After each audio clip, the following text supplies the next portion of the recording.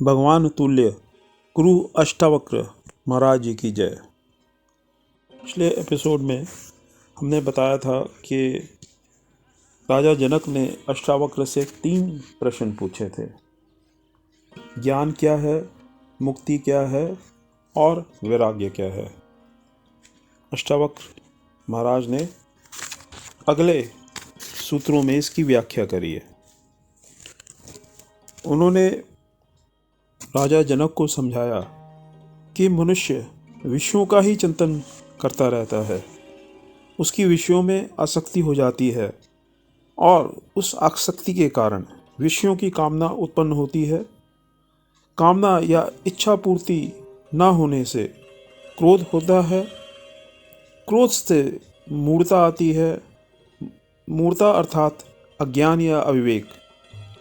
इससे उसकी स्मरण शक्ति का नाश होता है, यानी उसकी सोचने समझने की शक्ति क्षीण हो जाती है, वो विवेकहीन हो जाता है और ऐसे में कुछ भी निंदनीय व्यवहार कर बैठता है, जिससे कि दूसरों को हानि पहुंचती है और उसको स्वयं भी हानि पहुंचती है।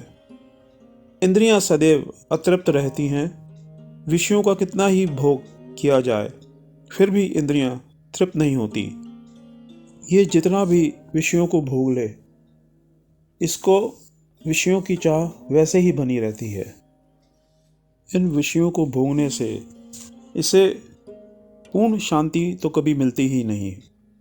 कुछ समय के लिए इसे आनंद की प्राप्ति होती है और वो आनंद भी दुख में परिणत हो जाता है।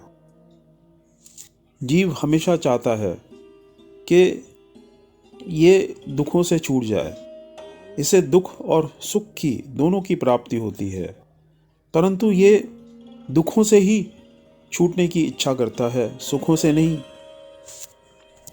ये सदा सुख की ही चाह करता है और सुख भी इसे वैसा चाहिए जो कि हमेशा बना रहे, कभी कम ना हो, बल्कि उत्तर उत्तर बढ़ता ही चला जाए।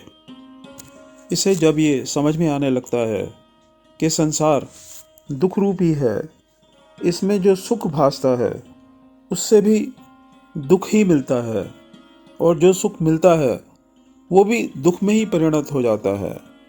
और कालांतर में विचार करते करते जब इसे समझ में आने लगता है कि ये संसार वास्तव में दुख रूप ही नहीं परंतु एक ब्रह्म भी है, ये ब्रह्म का जाल है, इसमें सुख भ्रमात्मक है, यहाँ तक कि दुख भी भ्रमात्मक ही है। लेकिन ये इसे समझ कब आता है? जब इसे ये बात समझ में आती है ये संसार दुख रूप है और ब्रह्म रूप है। इसको कई दृष्टांतों से, कई युक्तियों से समझना पड़ता है। जब ये बात मन में बैठ जाती है तो इसके मन में वैराग उत्पन्न होता है, संसार के प्रति, संसार के विषयों के प्रति। वैराग किसको बोलते हैं? वैराग बोलते हैं न राग न द्वेष, यानी कि उपेक्ष। किसी वस्तु से अगर हम द्वेष करेंगे तो हमारे मन में दुख उत्पन्न होगा, और अगर हम किसी वस्तु से राग करेंगे तो उसकी प्राप्ति की इच्छा उत्पन्न होगी, और विषय वो अगर नहीं प्राप्त होगा तो दुख देगा, और प्राप्त हो भी गया तो कुछ काल बाद वही विषय हमें दुख भी देने लगेगा। हो सकता है वो विषय हमारे साथ हमेशा के लिए ना रहे, बिछुड़ जाए। तो जब ये विवेक इसके मन में बैठ जाएगा कि विषयों ने दुख देना ही देना है, तो इसका मन विषयों से हटने लगेगा। लेकिन ये विषय माया रूप हैं, ब्रह्म रूप हैं, वास्तव में इनका अस्तित्व है नहीं। ये दिखते हैं परंतु सत्य नहीं है। जैसे कि मृग तृष्णा का जल हमें रेत में, धूप में जल तो दिखाई देता है परंतु वहाँ होता नहीं है, तो इसकी वृत्ति उस जल में नहीं जाती, उसकी प्राप्ति की ये चेष्टा नहीं करता। उसको पता है कि उसकी प्यास इस जल से बुझने वाली नहीं है। ऐसा ही विवेक जब इसे संसार के हर विषय से हो जाता है तो इसका पूरे संसार से वैराग हो जाता है। ऑटोमेटिकली ही इसका मन संसार में बहुत ज़्यादा नहीं जाता, विषयों से उपराम होने लगता है। परंतु उससे होता क्या है कि इसके मन में डिप्रेशन आने लगती है। डिप्रेशन का कारण क्या है? इसका मन सुख लेना बंद कर देता है, और मन को तो चाहिए सुख। संसार का सुख इसने छोड़ दिया, और दूसरा सुख जो एक इन संसार में मिल सकता है वो भगवान का, वो इसको पता नहीं है। तो इसकी इच्छा क्या होती है? दुख से छुटकारा पाने की। दुख से छुटकारा पाना ही हमारे शास्त्रों में मुक्ति कहा है, उसे ही मोक्ष कहा है। दुखों से मुक्ति के साथ साथ इसकी एक इच्छा दूसरी और बनी रहती है, वो है शाश्वत सुख पाने की। तो वैराग से संसार का दुख तो हट गया, संसार तो हट गया, लेकिन सुख तो मिला नहीं, शाश्वत सुख तो मिला नहीं। वो इच्छा इसकी कैसे पूरी हो? तो वो इच्छा पूरी होती है इसकी ज्ञान से। हमारा शास्त्र कहता है, हमारे उपनिषद कहते हैं कि इसको अपनी आत्मा का जब ज्ञान होगा, अहम ब्रह्मस्मि एम आत्मा ब्रह्म तत्त्वमसि प्रज्ञानम ब्रह्म, इन महावाक्यों से जब इसको पता चलेगा कि ये आत्मा है और इसकी आत्मा यानी कि ये खुद सुख स्वरूप है, सुख का सागर है, और वो इतना विशाल सागर है इसका सुख का कि वो कभी कम हो ही नहीं सकता। उसमें सुख की लहरें दौड़ती हैं, सुख का परचम लहराता है। इसको फिर सुख की तलाश करने के लिए कहीं जाने की, कहीं आने की ज़रूरत नहीं है।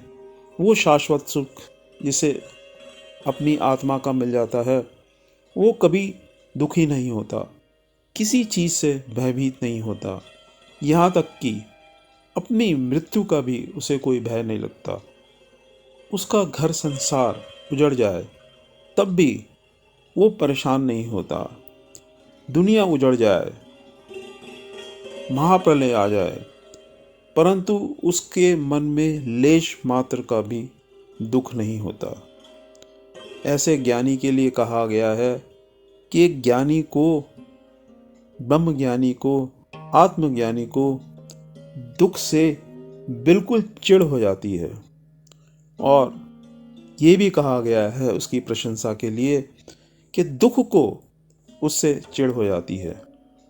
जैसे ज्ञानी नहीं चाहता उसके पास दुख आए, तो दुख भी कहता है मैं इसके पास नहीं जाऊंगा, ये मेरे लिए बिल्कुल बेकार है। ऐसा ज्ञानी व्यक्ति मुझे स्वीकार ही नहीं करेगा। तो जो वस्तु जिसके स्वीकारार्थ ना हो वो उसके लिए बेकार है।